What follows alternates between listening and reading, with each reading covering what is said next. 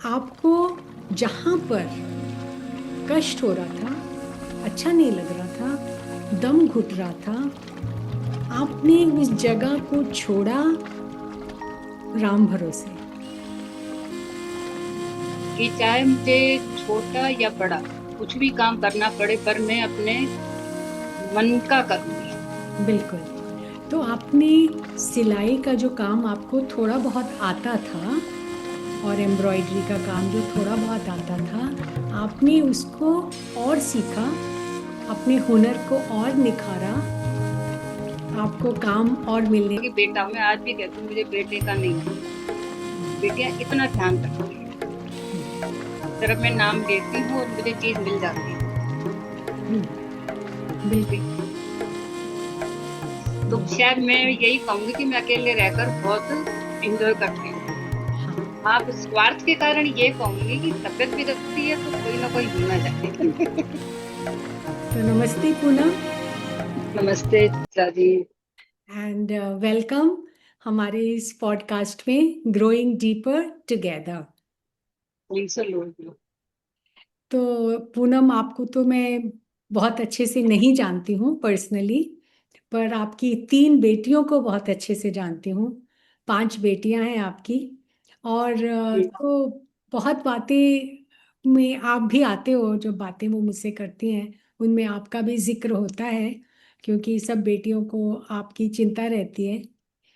तो पिछली बारी आपको किसी बेटी ने दिखाया था मेरे को एक in one of the sessions, और आपने कहा कि मैं आपको मैसेज डालूंगी, और तब से आप डाल रहे हो गुड मॉर्निंग सखी, एक जी। नमस्ते करते हो। और मैं भी उसका एक नमस्ते कर देती हूँ, उससे आगे हमारी कॉन्वर्सेशन बढ़ी नहीं है। तो अब मैंने सोचा कि मैं आपके साथ एक इस प्लेटफॉर्म पे एक बात करूं। और ये बात मैं ऐसी करना चाहती हूँ क्योंकि आप एक एग्जाम्पल हो अपने टाइम के, कि आपको जहां पर कष्ट हो रहा था, अच्छा नहीं लग रहा था, दम घुट रहा था, आपने उस जगह को छोड़ा राम भरोसे, जी। भगवान का नाम लेके, पांच बेटियों के साथ आप वहां से निकल आए और अपने पेरेंट्स के घर आए। और मैं पेरेंट्स का भी बहुत शुक्रिया अदा करती हूँ कि उन्होंने आपको ये हिम्मत दी कि आप वहां तक आए। पर फिर क्या है ना, हर घर की एक डायनामिक होती है, छः छः लोग आके बैठते हैं तो कुछ ना कुछ तो प्रॉब्लम, अब हम उसे प्रॉब्लम कह रहे हैं, बट ये जस्ट एक ह्यूमन इंटरेक्शन है ना। पर आपने एक बार फिर हिम्मत दिखाई, आप अब अपनी बेटियों को लेके दिल्ली आ गए और आपने अपना काम करना शुरू किया। तो मैं यहां से आपकी जर्नी लूंगी, वहां पे नहीं जहां हमने कष्ट भोगे, उसमें नहीं। अब है कि जहां चैलेंजेस आए, बट एक आपने अपनी हिम्मत जो दिखाई, एक इंडिपेंडेंस आपने दिखाई, तो ये हिम्मत आपको कहाँ से मिली? पहले तो मैं आपका बहुत बहुत धन्यवाद करती हूँ कि आपने इतना अच्छा मौका दिया मुझे बात व्यक्त करने का। ये हिम्मत मुझे तब आई जब मैं बच्चों को लेकर अपने मम्मी पापा के पास आई थी। तो नेचुरल बात है कि एक बाप एक बेटी को विदा करता है तो उसके बदले में वो 6 जनों को नहीं रख सकता। एक बेटी को तो रख सकता है। तो धीरे धीरे जो हालात थे वो खुशी के नहीं बन रहे थे, थोड़े उलझन के बनते जा रहे थे। तो उस उलझन को मैं बर्दाश्त ही नहीं कर पा रही थी। एक उलझन छोड़ के आई थी, फिर दूसरी शुरू हो गई थी। तो उसमें मैंने ये उसी टाइम डिसाइड कर लिया कि चाहे मुझे छोटा या बड़ा कुछ भी काम करना पड़े पर मैं अपने मन का करूंगी। वहां जैसे भी काम करना पड़ा तो बस ये सोच के वहां से चली आई। फिर आके धीरे धीरे मुझे मतलब मेरे कजन ब्रदर या मेरे नेबर उन्होंने बहुत ज्यादा सपोर्ट किया। ये गाड़ी, और सबसे ज्यादा तो मेरे बच्चे जिन्होंने मुझे समझा मतलब वो इतने छोटे थे, उन्होंने छुटपन में ही समझ लिया कि हमारी माँ इतनी हार्ड वर्किंग है। तो उन्होंने मुझे वो अपना बचपन करने की वो जिद भी नहीं दिखाई। सबसे मैं बच्चों की बड़ी थैंकफुल हूँ, उन्होंने कभी किसी बात की मुझे जिद नहीं करी कि हमें ये चाहिए वो चाहिए। तो बस जर्नी मेरी ऐसे स्टार्ट हुई। और कहते हैं ना, जब एक कदम बढ़ते हैं तो बाकी भी कदम चलते चलते हैं। बिल्कुल। तो बस अब धीरे धीरे मैडम बच्चे बड़े होते गए, फिर एक ही थॉट रखा था मैंने, क्योंकि मैंने तो इतनी एजुकेशन ली नहीं थी। तो बस एक था कि मैं कैसे भी करके अपने बच्चों को वो लाइफ दूं जो मैं नहीं कर पाई थी। तो उन्हें पढ़ाई में मतलब जितना मेरा योगदान मिलना था मिला। और उन्होंने उसका भी बहुत अच्छा मुझे अ, साथ दिया। हम्म, उन्होंने मन से किया और बहुत अच्छा किया। हम्म, अब मैं बच्चों का भी इतना मतलब मैं शुक्रिया करती हूँ कि शायद वो मेरी थोड़ी सी परेशानी मुझे बहुत आगे ले आई। हाँ।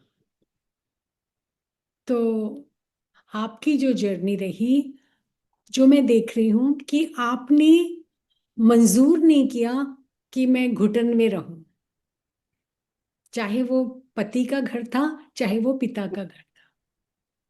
आपने हिम्मत ऐसी दिखाई, और ये पांच देवियां जो छोटी छोटी कंजकें आपके साथ थीं, वो भी आपकी ऐसी सपोर्ट बनी।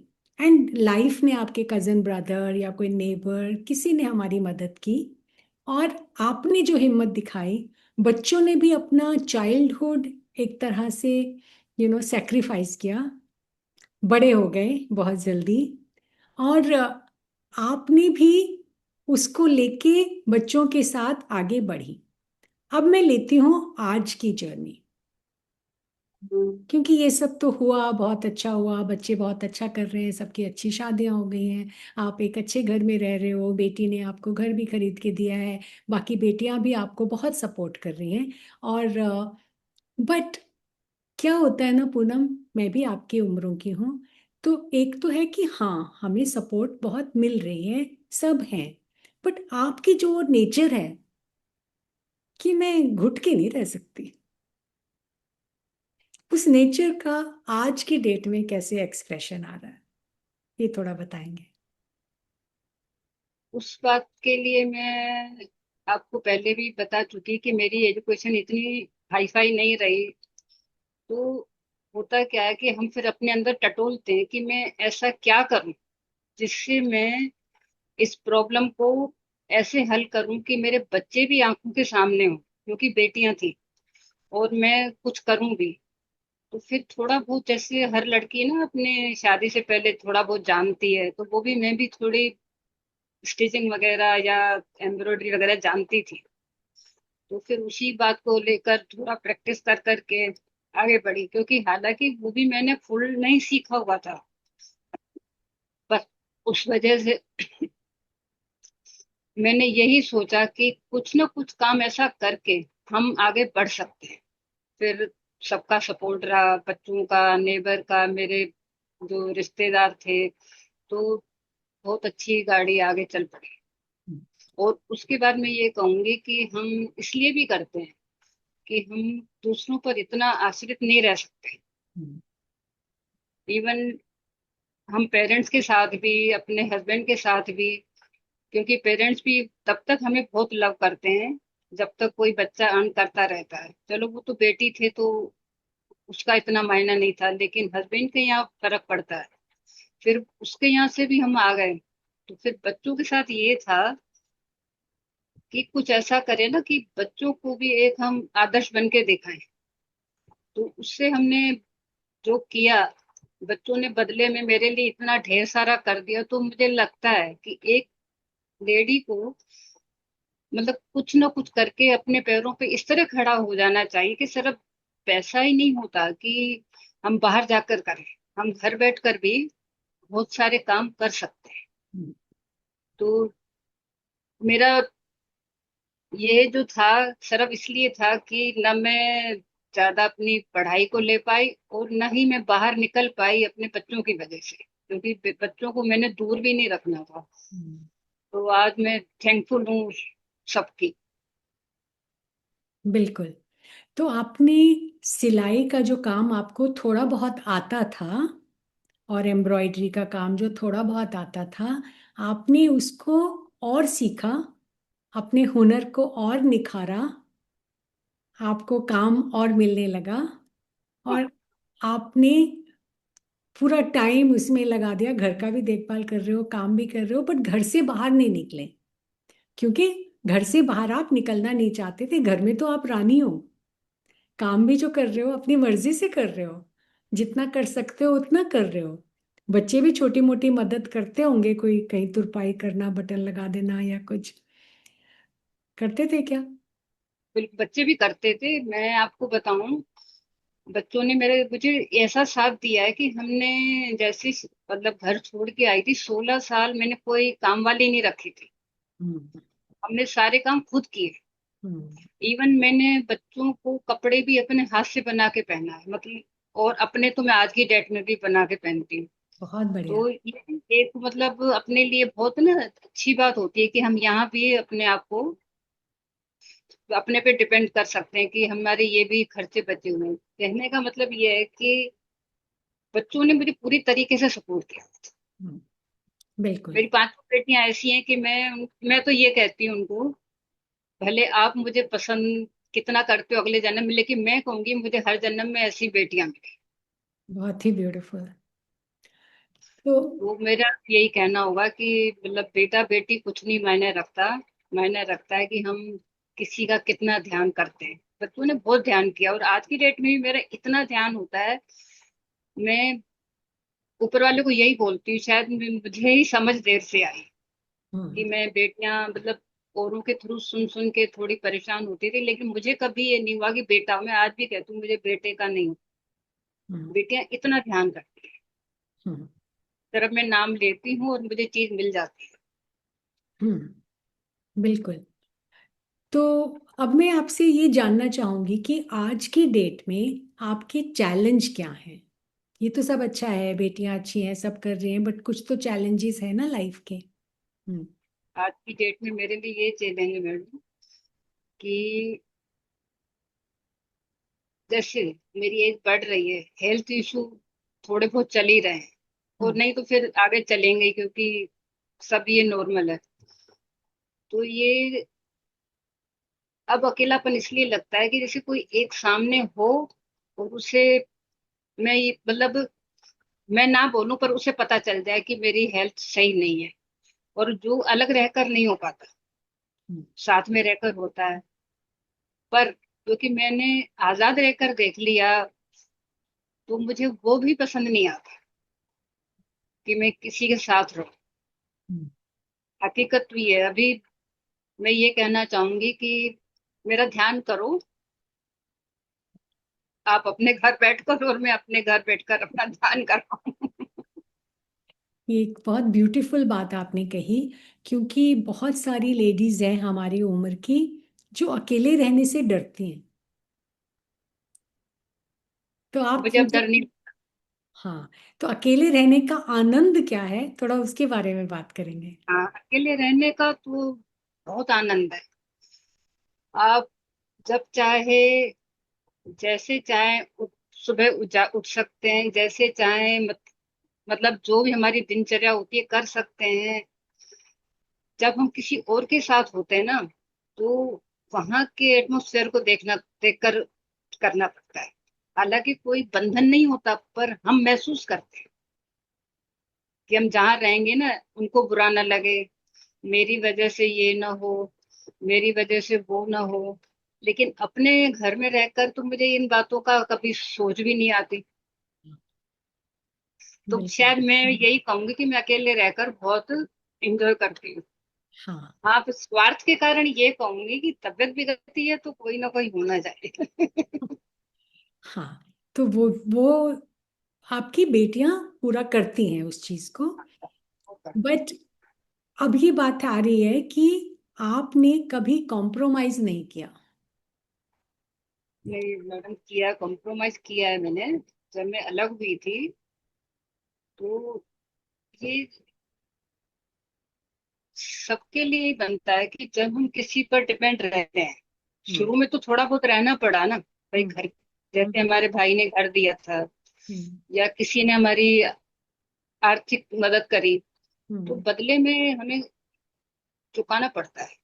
हम्म। तो अब उस बात से मैं बिल्कुल अलग हो गई कि अब वो बात नहीं है कि मुझे, क्योंकि अपना घर हो गया और बच्चे समझते हैं।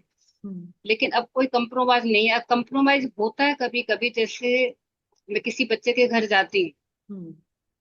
तो बड़ी दिल से ही बात हो रही है मेरी हम्म। कि कुछ बातें ऐसी होती हैं, हम बोलते नहीं है लेकिन मजबूरी में हाँ बोल देते हैं, बहुत अच्छा है। लेकिन थोड़ा बहुत तो मैडम चल करना पड़ता है।